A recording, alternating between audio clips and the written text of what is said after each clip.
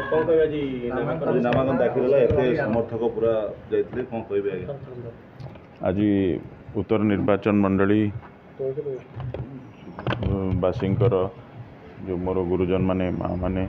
एवं समस्त युवबंधु छात्रबंधु समस्तंकर मिलित सहयोग रे आज उत्तर निर्वाचन मंडल प्रार्थी हिसाब से माननीय मुख्यमंत्री मते विजु जनता दलरू प्रार्थी करथिबारु आज प्रार्थीपत्र दाखल करा जायछि एवं से आमर समस्त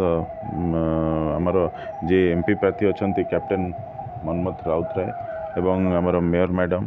श्रीमती सुलोचना दास महोदय एवं आमर मध्य विधायक प्रार्थी अनंत नारायण जेना महोदय एवं आमर एकाम्र विधायक प्रार्थी अशोक चंद्र पंडा महोदय एवं अन्यान्य समस्त नेतृमंडली एवं गुरुजन माने समस्ते आज आसी आमर प्रार्थीपत्र दाखल करा जायछि। तो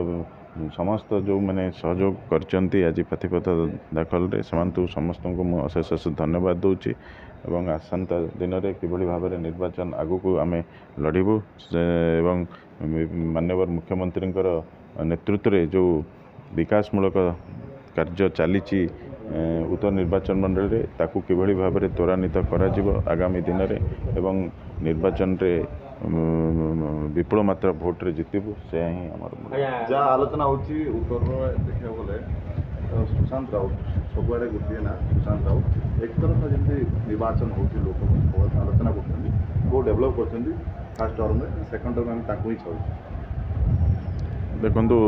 निर्वाचन रे समस्ते चाहती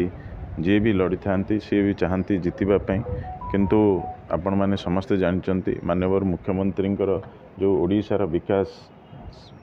चली ओडिशार जो विकास धारा जारी रही से विकास धारा रे उत्तर निर्वाचन मंडली केबे भी बाद पड़ना विकास धारा मध्य उत्तर निर्वाचन मंडल चली एवं आगामी दिन में निश्चिंत भाव में आहुरी विकास धारा को त्वरान्वित करा एवं निश्चिंत भाव में आम विपुल मात्रा भोट रे आमर एमपी प्रार्थी सहित एमएलए प्रार्थी जीत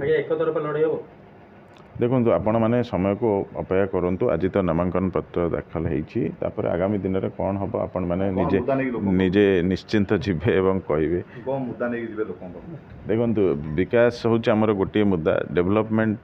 आज समस्त जगार चली से डेवलपमेंट को लेकिन आम लोकों पाखे विगत दिन में जहाँ करूँ एवं आगामी दिन में कौन करूँ ताकू ही नहीं आम लोकों पाखे पहुँचबू एवं भोट भिक्षा मांगू।